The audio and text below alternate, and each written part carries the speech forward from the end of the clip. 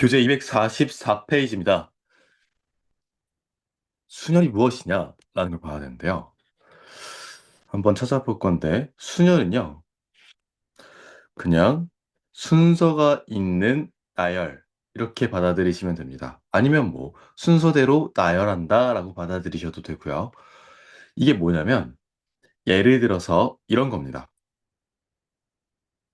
A, B, C, D이라는 사람이 있었어요. 그런데 제가 이 5명 중에서 3명을 뽑아서 일렬로 나열하려고 해요. 혹은 자리를 정하려고 해요. 자, 그러면 첫 번째 자리, 두 번째 자리, 세 번째 자리가 있겠죠. 자, 그러면 첫 번째 자리에 올 수 있는 사람은 몇 명이에요? A, B, C, D, E 5명 중에 한 명이 올 수 있겠죠? 그 경우의 수는 5가지가 있을 수 있어요. 예를 들어 A가 앉았다고 칩시다. 그러면 두 번째 자리에 올 수 있는 사람은 A를 제외한 B, C, D, E 4명 중에 한 명이 되겠죠? 그래서 4가지가 되고 뭐 예를 들어 C가 왔다고 쳐볼게요. 그럼 마지막 자리에 올 수 있는 사람은 A와 C를 제외한 3명 중에 한 명이겠죠? 자, 그럼 경우의 수가 3가지가 되고 2가 온다고 쳐봐요. 이런 식으로 A, C, E 뭐 아니면 뭐 B, C, E 뭐 이런 모든 경우의 가지수는요. 각각 자리에 올 수 있는 이 경우의 수를 다 곱하셔야 돼요. 왜 곱해야 돼? 여기에도 안 치고 여기에도 안 치고 여기에도 안 쳐야 되기 때문에 동시에 안 치는 경우가 이루어져야 되기 때문에 곱하셔야 되고 총 몇 가지다? 60가지다 라고 할 수 있습니다. 정리하자면 서로 다른 5명의 사람 중에서 3명을 골라서 그들을 일렬로 나열하는 경우의 수, 즉 자리를 정하는 경우의 수 또는 자리를 바꾸는 경우의 수 또는 5 곱하기 4 곱하기 3 해서 60가지라고 계산합니다. 이 계산은 원래대로라면 원래는 뭐가 사용된 거죠? 곱의 법칙이 사용된 겁니다. 이해 가실까요? 이 계산의 원리는 어, 원래대로가 아니죠. 원리는 곱의 법칙이고 여기도 안 치고 여기도 안 치는 경우의 수 다 동시에 일어나는 사건이기 때문에 이해 가실까요? 자, 그러면 이걸 우리가 수열이라고 순열이라고 표현하는데 순서가 있는 나열 순서대로 나열한다 해서 순열이라고 하고 이거 기호를 어떻게 표현하냐면 서로 다른 5명 중에서 3명을 골라서 일렬로 나열하는 경우의 수 5P3 기호로는 이렇게 쓰는 거예요. 아시겠나요? 자, 이 P가 지금 퍼뮤테이션이라고 나와 있는데 이 퍼뮤테이션에서 이 P를 따와서 우리는 large P를 capital P를 씁니다. 자, 서로 다른 5개 중에서 3개를 골라 일렬로 나열하는 경우의 수 이거를 일반화하게 되면 이렇게 됩니다. 자, 서로 다른 n개 중에서 r개를 택하여 일렬로 나열하는 경우의 수. 이것을 순열이라고 하고 기호로 NPR이라고 합니다. 당연히 R이라는 건 n개 중에서 고르는 거죠. 그래서 n개보다는 같거나 작아야 돼요. 자, 그리고 고른다고 했으니까 당연히 0개보단 커야겠죠. 자, 그리고 만약에 이번에는 지금 이 A, B, C, D, E 이 5명을요, 제가 만약에 다 일렬로 나열할 거예요. 다 일렬로. 자, 그러면 이 5명을 일렬로 다 나열하는 경우의 수는 어쨌든 자리가 5개가 이번에는 존재하는 곳에 나열을 해야겠죠. 자, 그럼 5개가 일단 5개여야 되고, 맨 첫 번째 자리에 올 수 있는 경우의 수는 사람이 5명이기 때문에 5가지가 있어요. 만약에 A가 왔다고 쳐봐. 그럼 두 번째 자리에 올 수 있는 거는 A 제외하고 4명이니까 4가지가 되겠죠. 뭐 C가 왔다고 쳐봐. 자, 그럼 세 번째 자리에 올 수 있는 경우의 수는 A, C를 제외하고 3명이니까 3가지가 되겠죠. 뭐 E가 왔다고 쳐볼게. 네 번째 자리에 올 수 있는 건 이 3가지를 제외하고 2가지, 즉 2명 중에 1명이 올 수 있으니까 2가지. 자, 뭐 D가 왔다고 쳐볼게요. 자, 마지막 자리에 올 수 있는 건 B밖에 안 돼서 한 가지 경우, 하나밖에 안 남았죠? 자, 그럼 이 5명을 일렬로 나열하는 경우의 수는 다 나열을 동시에 해줘야 되니까 각각의 경우의 수를 곱해줘야 되는 겁니다. 그럼 5부터 1까지 다 곱하는 거라서 이건 우리가 어떻게 표현하냐면 자, 서로 다른 5개에서 5을 모두 골라서 일렬로 나열하는 경우의 수 OPO 이렇게 기호로 쓸 수 있어요. 이해 가시죠? 자, 아까 저희가 OP3은 뭐였죠? 얘는 5 곱하기 4 곱하기 3이었죠. OPO는 5 곱하기 4 곱하기 3 곱하기 2 곱하기 1이죠. 그러면 즉 지금 OPO 밑에다가 제가 방금 말씀드린 걸 적어보자면 이렇게 될 거고, 즉 여기 있는 숫자부터 연속해서 3개를 차례대로 곱하는 거예요. 여기 있는 숫자를 차례대로 5개를 5부터 이렇게 곱하는 거예요. 그럼 예를 들어서 뭐 7P는요? 7부터 시작해서 차례대로 2개를 곱하는 거예요. 이해 가시죠? 9P4는요? 9부터 시작해서 차례대로 4개의 숫자를 곱하는 겁니다. 이해 가시나요? 자, 그래서 우리가 일반화했을 때 서로 다른 n개에서 r개를 택하는 순열의 수는요, npr이라고 쓸 때 n부터 차례대로 r개의 숫자를 연속해서 곱해주면 되는 겁니다.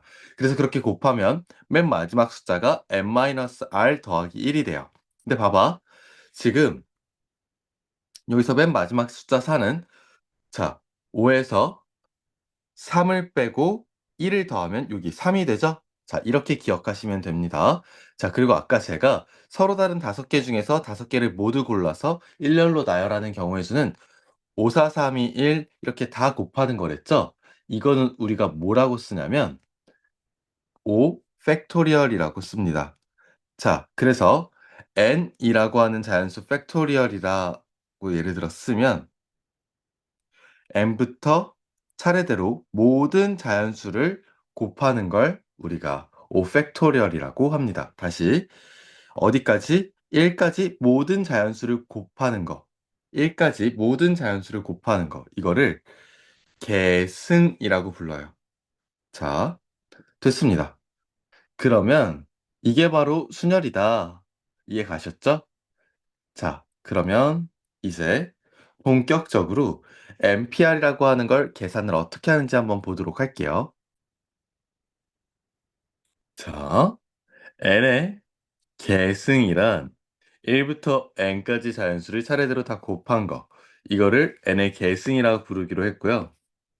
이것을 기호로 n 팩토리얼 이렇게 나타내고 n부터 1까지 다 곱해 주시면 돼요. 그래서 np1이라고 하면, 지금 제가 np1이라고 했나요? 왜 그랬지? npn이라고 하는 것은요, 서로 다른 n개 중에서 n개를 모두 골라서 일렬로 나열하는 경우의 수니까 n 팩토리얼이라고 쓸 수 있는 거고요. 근데 np0은 1이고 0 팩토리얼도 1이에요. 자, 이거는 헷갈리지 말아야 돼요. np0의 의미가요, 이런 거죠. 서로 다른 n개 중에서 0개, 즉 아무것도 안 골라서 일렬로 나열 안 하는 거겠죠. 그게 0이 아니라 우리 순열은 기본적으로 경우의 수예요. 그러면 n개가 있는데 아무것도 안 골라. 이것도 한 가지 케이스로 치는 거예요. 그래서 한 가지가 되는 겁니다. 마찬가지로 그럼 0 팩토리얼은 아무것도 없고 그걸 일렬로 나열 안 하는 경우 한 가지가 돼서요 1인 거예요. 자, 가끔 이거를 0이라고 생각하는 사람들이 있는데 얘네들은 1이다 라고 생각하시면 돼요. 헷갈리지 마세요. 자, 그리고 이거 한번 보도록 할게요. 우리 방금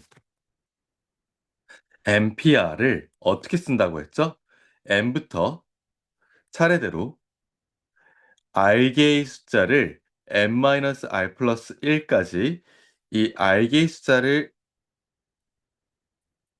다시 말할게요. n부터 r개의 숫자를, 즉 n-r 플러스 1까지 r개의 숫자를 연속해서 곱하는 게 npr이라고 말씀드렸죠.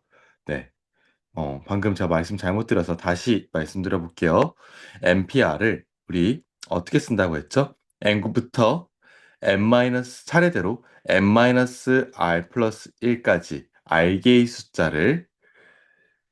숫자를 연속해서 곱한 게 npr 이렇게 말씀드렸죠? 맞습니까? 자, 그런데 제가 여기다가 갑자기 이거보다 하나 작은 수를 곱해요. 그러면 어떻게 돼요? n-r이 되겠죠? 이거보다 또 하나 작은 거, n-r-1이죠. 그래서 1까지 연속한 수를 곱해. 근데 갑자기 없는 수를 분자에다 곱했으니까 어떻게 해? 분모에도 곱해야겠죠. 분모에도 만들어야 되니까 n-r부터 1까지. 자, 잘 보세요. 그러면 n부터 n-1, n-r 플러스 1, n-r, n-r-1, 땡땡땡 1까지. 이거는 연속한 n부터 1까지 모든 자연수를 곱한 거죠? 그럼 우리가 이걸 뭐라고 표현하죠? 이거 n 팩토리얼이라고 표현하지 않나요? 다시 말씀드리면 연속한 n부터 1까지 모든 자연수를 곱한 거. 이거를 우리가 뭐라고 표현해? n 팩토리얼, n의 계승이라고 표현하죠. 또 얘는 뭐예요? n-r부터 차례대로 1까지 연속한 자연수를 곱한 거죠. 그럼 이거는 n-r부터 곱한 거니까 n-r 팩토리얼이라고 쓸 수 있는 거예요. 이해 가실까요? 그러면 봐봐. npr은 이렇게 쓸 수 있는 거네. n 팩토리얼 나누기 n-r 팩토리얼. n부터 차례대로 r개의 자연수를 곱하는 것도 맞고요. n 팩토리얼을 n-r 팩토리얼로 나누는 것도 맞아요.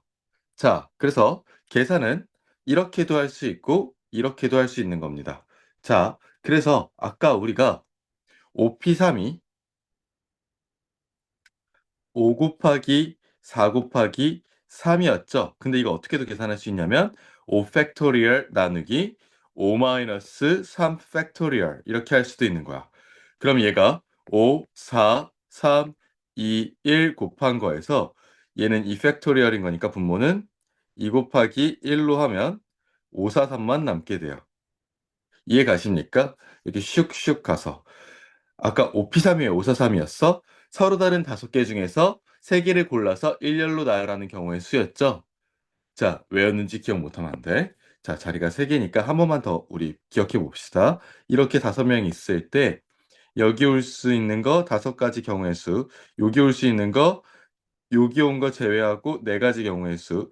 그다음에 여기 세 번째 자리에 올 수 있는 거 여기 온 거 제외하고 여기 온 거 제외해서 세 가지. 그래서 5 곱하기 4 곱하기 3, 즉 5p3 이렇게 나타냈었어요. 자, 이게 순열이다라고 아시면 되시겠습니다. 자, 그래서 우리 있잖아. 지금 보기 문제 같이 한번 봐보도록 할게요. 자, 5p5는요. 어떻게 계산한다고? 5 팩토리얼이라고. 이 의미는 서로 다른 5명이 있는데 얘를 다 뽑아서 그냥 일렬로 다 나열하는 거예요. 한마디로 5명 다 일렬로 나열하는 경우의 수, 5명 다 자리를 정하는 경우의 수, 이렇게도 표현해요. 혹은 5명 다 자리를 바꾸는 경우의 수라고도 표현을 합니다. 다 같은 말이에요. 자, 그럼 이 5팩토리얼은 5 곱하기 4 곱하기 3 곱하기 2 곱하기 1이죠? 계산하시면 120 이렇게 됩니다. 자, 그 다음에 7P0. 7개 중에서 서로 다른 7개 중에서 아무것도 안 고르고 나열 안 하는 거. 이거 나열 안 하는 거 한 가지 경우라 그랬죠? 예. 자, 5P3은요. 자, 5 곱하기 4 곱하기 3.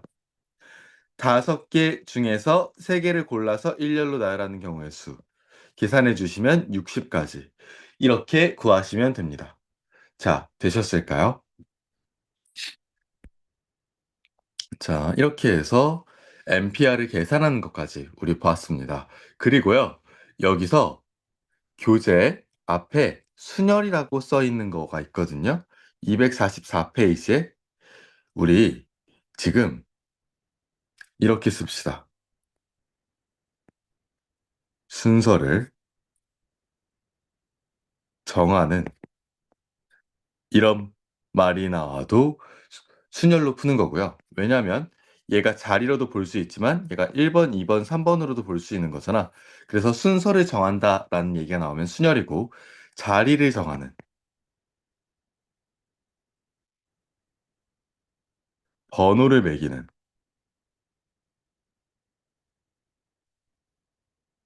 혹은 역할을 정하는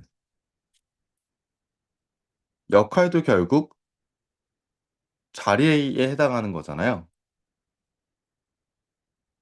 그렇지 않나요? 왜냐면 역할도 결국 추상적으로는 잘인 거니까. 자, 또 일렬로 나열하는.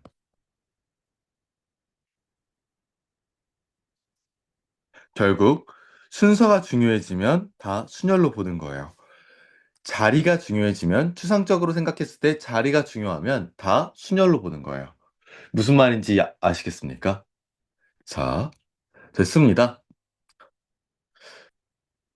그러면 저와 이제 문제를 풀기 전에 보충학습은 이따 뭐 다른 거 하기 이따가 할 거고요. 다음 영상에서 할 거고 그냥 개념 원리 여러분 익히기 여러분 다 풀어보시고 저와 함께 필수 예제 8번에서 뵙도록 하겠습니다.